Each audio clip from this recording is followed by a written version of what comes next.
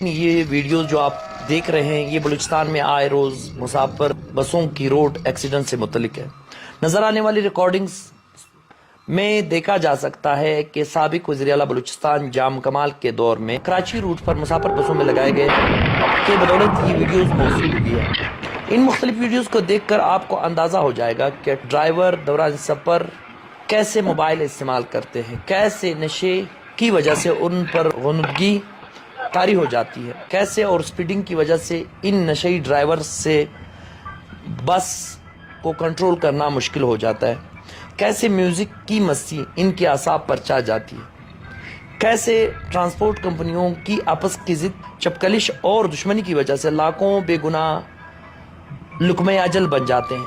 دوستوں، واضح رہے کہ یہ مسائل بے شمار ہیں، لیکن ان مختلف روٹس پر چلتی ہوئی حادثات کا شکار بسوں کی ریکارڈنگ کے مطابق آپ سے ہم کلام ہیں۔ جنوری 2021 کو اس وقت کے وزیر اعلیٰ بلوچستان جام کمال نے کوئٹہ کراچی روٹ پر چلنے والے بسوں میں حادثات کی شکایت پر محکمہ ٹرانسپورٹ بلوچستان کے ذریعے باقاعدہ طور پر ٹینڈر کر کے ایک ٹریکنگ کمپنی کے خدمات لیے تھے، جس میں 216 بسوں میں ٹریکر حکومتی خرچے پر آزمائشی طور پر یہ ٹریکر لگائے گئے تھے، جس کا مقصد یہ چیک کرنا تھا کہ حادثات میں کمی آتی ہے کہ نہیں۔ جنوری 2021 سے جنوری 2022 تک 80% تک کے ایکسیڈنٹ کم ہو گئے۔ اس وقت کے سیکریٹری ٹرانسپورٹ بشیر بنگلزئی نے اس کو خصوصی طور پر توجہ دی، زبردست کام کیا۔ اکثر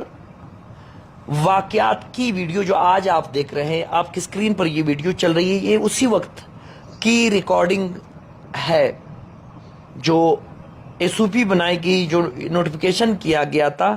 اس نوٹیفیکیشن کے بعد ہر مالک کو مجبور کیا گیا حکومت بلوچستان کی جانب سے کہ وہ اپنے بس میں کیمرے اور دیگر آلات نصب کرے، جو کہ کسی بھی محفوظ سفر کے لیے لازمی ہے۔ 3 مختلف مقامات میں بیک وقت کنٹرول روم قائم کر رکھے تھے۔ ایک کنٹرول روم موٹر وے پولیس کوئٹہ میں تھا، جبکہ دوسرا کنٹرول روم موٹر وے پولیس ہب چوکی کے پاس ایک پی ٹی اے آفس میں تھا۔ جب تک یہ سسٹم بحال تھا، بس کی تمام تر مانیٹرنگ کی جاتی رہی۔ طے یہ ہوا تھا کہ متعلقہ ٹرانسپورٹر جس کے بس میں یہ سسٹم انسٹال کیا گیا، وہ پورے سال کے لیے 20,000 روپے ایک بس کی ادائیگی ٹریکر کمپنی کو کر۔ جب حکومت بلوچستان نے ادائیگی روک دی اور کمپنی مالکان نے ادائیگی کرنی تھی، تو مالکان نے رقم دینے سے انکار کیا۔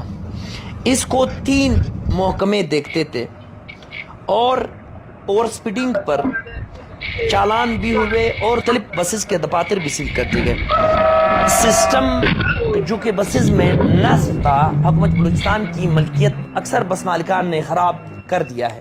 گاڑیوں میں سے یا تو ٹریکر نکال دیے گئے ہیں یا پھر ان کے تار نکال دیے گئے تاکہ ان کی سپیڈ کو مانیٹر نہ کیا جا سکے۔ اور ساتھ ساتھ یہ فیصلہ بھی اس وقت ہوا تھا کہ ٹریکر اور دیگر لوازمات جو ایک نوٹیفیکیشن کے ذریعے کیے گئے تھے، جب تک موجود نہیں ہوں گے اس وقت تک نیا روٹ پرمٹ جاری نہیں کیا جائے گا، جبکہ پرانے کی رینیول نہیں کی جائے گی۔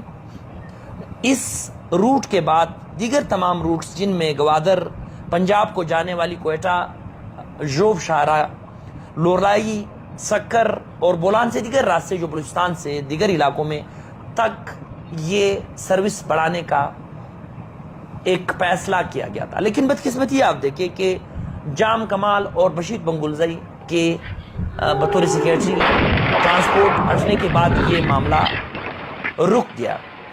بلوچستان ہائی کورٹ میں ذاتی حیثیت میں آئینی درخواست نمبر 11/20/2022 کو داخل کی۔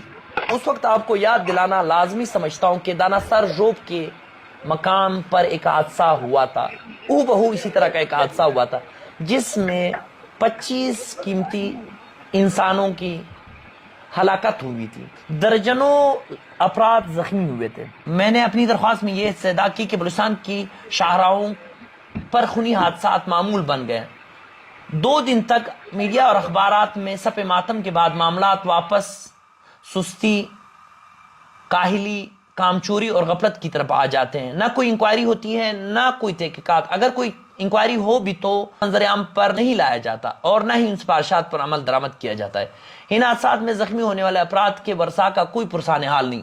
ट्रांसपोर्ट कंपनियां करोड़ों रुपए कमाने के बावजूद हलाक होने वाले मुसाफिरों की दादरसी नहीं करती। मुसाफिरों की कोई इंश्योरेंस नहीं होती। इस सूबे में ट्रांसपोर्ट का महकमा कायम है, उसकी ज़ेली इदारों में सूबाई transport authority, regional transport authorities शामिल हैं। इसी तरह ट्रैफिक पुलिस की लाइसेंसिंग सिस्टम पर काफ़ी सवालात उठ रहे हैं और कहा जाता है कि पब्लिक ट्रांसपोर्ट के ड्राइवर्स और दीगर हमला हर वक्त मंशियात की कसरत इस्तेमाल के जेर असर रहते हैं। पब्लिक ट्रांसपोर्ट पर कोई हुकूमती चेक एंड बैलेंस नहीं है, जिसकी वजह से हजारों इंसानी जानें इन शाहराहों पर लुक़्मा अजल बन जाती है। माजी में भी ट्रांसपोर्ट में तेज रफ्तारी पर काबू करने के लिए ट्रैकर सिस्टम का अजरा किया था, लेकिन रात गई बात मंसूबा भी एक एडाकिज्म का शिकार हो गया है। ये 22 में जब ये हादसा नहीं होता तो उस वक्त मैं मोअज़्ज़ज़ कोर्ट के सामने जब ये दरख्वास्त फाइल कर रहा हूँ, वहां इस बात की निशानदेही कर रहा हूं जो जिसकी तस्दीक साथ साथ ट्रांसपोर्ट की फिटनेस, ट्रैफिक के कवानीन, ड्राइवरों की तरबियत और इनके लिए अकेडमी, ड्राइवरों का वक्तन पवक्तन मायना, जिस्मानी मायना और दीगर मामलात पर हुकूमती इदारों की जवाब तलबी की जाए कि ऐसे मुजरिमाना गफलत क्यों बढ़ती जा रही है कि सालाना हजारों इंसान इन शाहराहों पर हादसात का शिकार हो जाते हैं। और ड्राइविंग लाइसेंस की अजरा की निज़ाम में रिफॉर्म की अशद ज़रूरत है, क्योंकि इंसानी जानों की हिफाजत का मामला। ड्राइविंग लाइसेंस की तस्दीक ऑनलाइन निज़ाम की अशद ज़रूरत है।